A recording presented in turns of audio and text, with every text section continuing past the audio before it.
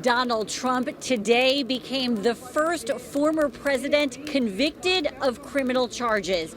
He was facing 34 counts. He is found guilty of all 34 counts.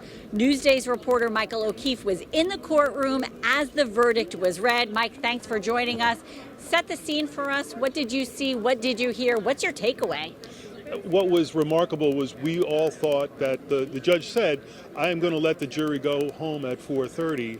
He came out and said, I got a note from the jury at 4:20 saying that they have a verdict and they want 30 minutes to do the paperwork and then they're going to come out and deliver the verdict. So when the jury foreman was asked on the first count, guilty, not guilty, and he said guilty, we saw history being made. I mean, it felt like lightning went through the courtroom, and then as it repeated 34 times, guilty on all 34 counts.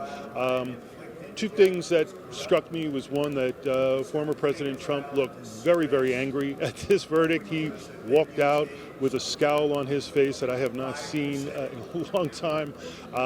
He looked very, very upset about this. The other thing that struck me is just you're looking at these jurors and they've spent all these weeks on this case, and they strike me as ordinary New Yorkers, the kind of people you might see on the subway, you might see on the street, at a Mets game. And, this was a very ordinary group of people delivering a very important and historic message that no one is above the law. Okay. Newsday's Michael O'Keefe, thank you so much. He was inside the courtroom as the verdict was read. Just to reiterate, former President Donald Trump found guilty on all counts. That's the very latest in Lower Manhattan. I'm Shari Einhorn for Newsday TV.